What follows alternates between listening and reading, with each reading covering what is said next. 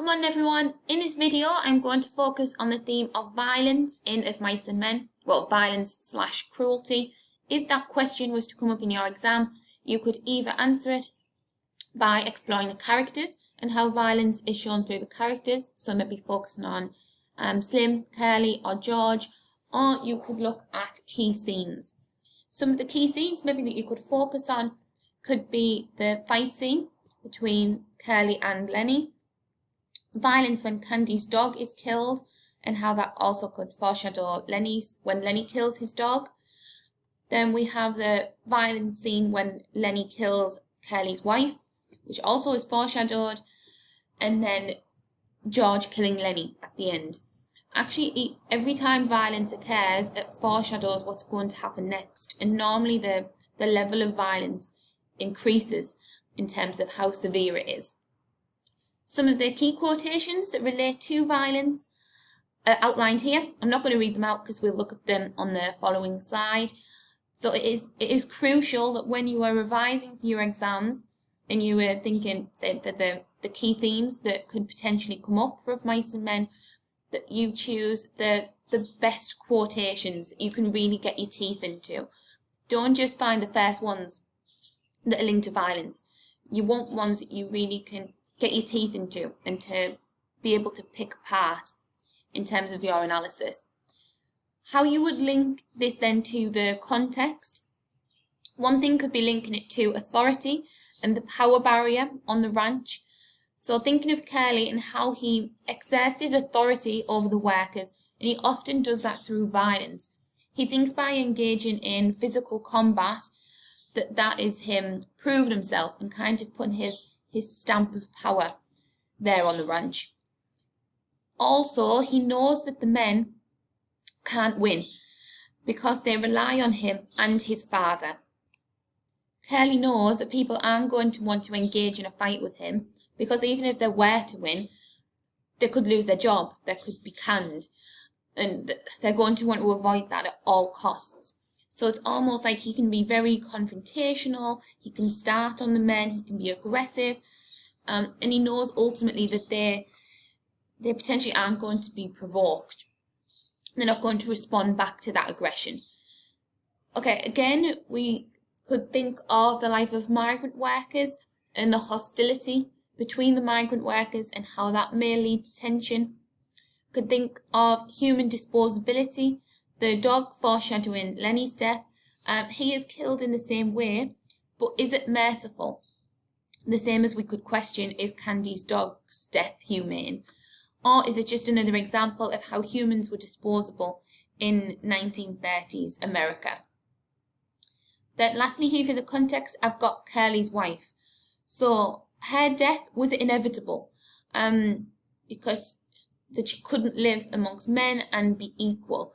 When she tries to be dominant and she tries to exert her own authority, similarly to how Curly does, is she then punished for that, for not knowing her place as a woman on the ranch? Okay, so some of the key quotations that show violence, explore the theme of violence, are as follows. Remember, when it is crucial for the closed book exam for Of Mice and Men that you know your quotations and that you've chosen the best quotations.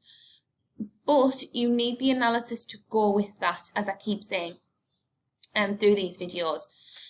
So the first one that I'm going to focus on is Curly was flopping like a fish on a line, his hand crushed in Lenny's paw. Okay, so during that fight scene, Curly is the one that instigates the fight. He starts the violence, but to use the proverb, Lenny is the one that finishes it. Curly seems to start fights with big guys, again as a way to exert his authority, to show his power on the ranch. But in this scene it backfires because he ends up flopping like a fish. This simile then emphasises how powerless he is within Lenny's grasp. If you think of that verb flopping, it could symbolise how defenceless he is. Think about a fish when it's out of water, and how that flops, how it's completely powerless, how it's struggling for breath. That is the position that Lenny has put him in. In contrast, Lenny has a paw, which again represents his animalistic traits. He is in a much more powerful and aggressive way. Where we've got Curly, who's like a fish, Lenny is more so described as being like a bear. This foreshadows though his power and his violence later in the novel and how that escalates. The violence that breaks out in the scene could change the way that we perceive the characters. Whereas initially, when we're introduced to Curly, he's described as being handy, he's a boxer, he's always getting into fights, he's aggressive, the men are intimidated of him. Well, we know for certain that it might not be they're intimidated of him because of his physical size and strength, but actually his position and his power to get them fired. But Lenny, when he does see Curly for the first time, he doesn't want to make eye contact with him. He squirms when he's there in front of Curly. So that could tell us that maybe he is fearful of Curly, even if nobody else is. So there's a shift here. So the violence that breaks out could change the way we perceive the characters on the ranch, Curly being weaker, whereas Lenny takes over as the aggressor. And we maybe realise that he doesn't understand his own strength and his own power, and how dangerous that then is. But do you think the men on the ranch at this moment, when the fight breaks out, how their views towards Curly might shift, and they might no longer see him as this powerful figure or this strong fighter and boxer, because his hand's just been crushed, and he's whimpering on the floor. So he's tried to almost get into this fight to prove himself, but like I said, it's definitely backfired. And the way that the men view Lenny again might be different, where we know that he's got learning difficulties, he comes across very soft and naive and childlike. Think about then how their views towards him will change. Okay, again, foreshadowing is used throughout in Of Mice and Men. Here we've got when Curly was flopping like a fish. That is later how his wife is described when Lenny kills Curly's wife. So her body flopped like a fish, and she was still. Lenny had broken her neck. Curly flopping like a fish foreshadows then his wife's fate, who was also equally defenceless under Lenny's grasp. On a metaphorical level, the word broken here could reflect how it's not only her neck that is being broken by Lenny's violence, but also her dreams have been broken. Just before she's killed, she was talking about her hopes and her dreams, about how still maybe she could have time to go and be an actress and work in Hollywood. And she's revealing these dreams and hopes to Lenny, potentially her only companion on the ranch, the only person she can speak to. Just after that, she's killed. So one thing you can look at is how Lenny crushes people's dreams throughout, and in ways how he crushes those dreams because of his violence. And unfortunately, Curly's wife is a victim of that. Okay, violence is shown again at the end when Lenny is killed, but it's actually not very graphic. It's actually stripped back of any violence. It's just the act itself is violent. So George is described in this way.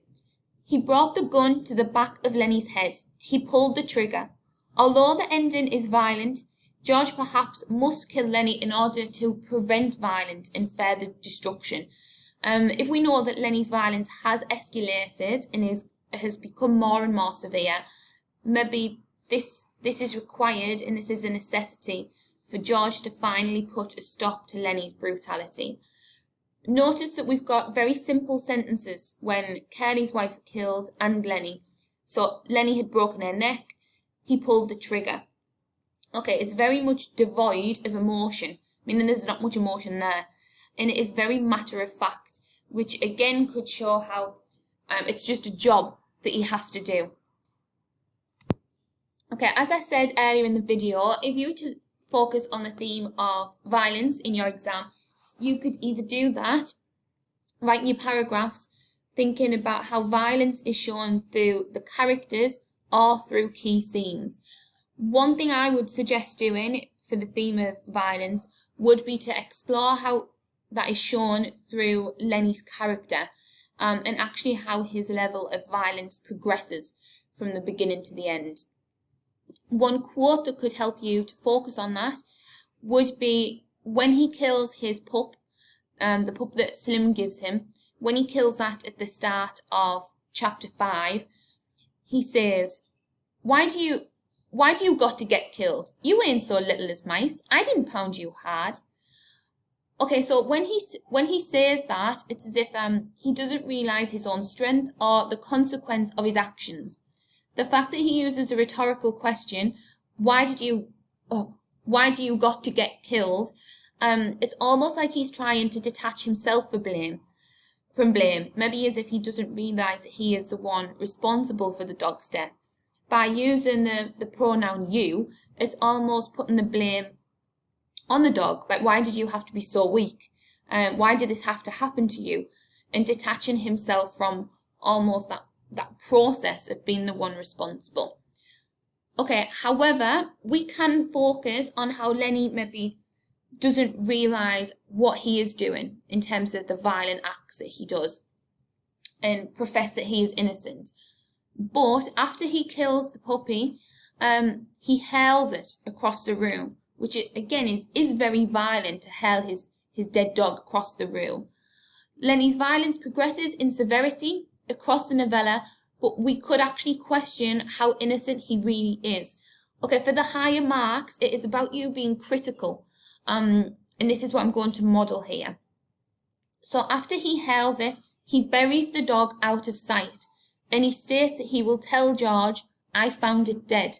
Okay, if we think back to the beginning of the novella, when George shouts at him for having the dead mouse, he says, but George, I didn't kill it, I found it dead. Okay, if he's saying here about the dog, that I'll tell George I found it dead, could we then assume that maybe he did kill that mouse in the beginning and that he's lying to George because he doesn't want to get in trouble? Okay, if Lenny is willing to lie about killing a dog, we could presume he has lied about other things that he has killed.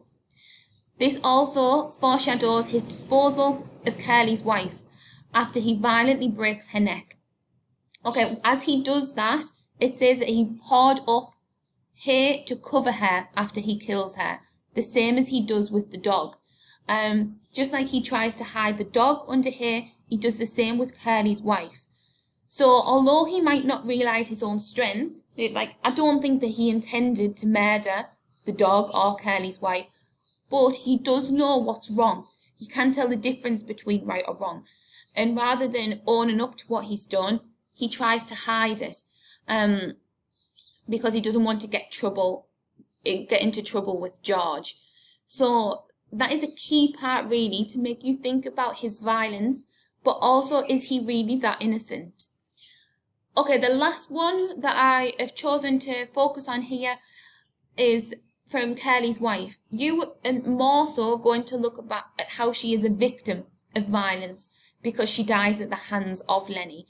But also, she isn't physically violent herself, but she is verbally. And is she thereby punished for that? So she says to Crooks, I could get you strung up on a tree so easy it ain't even funny.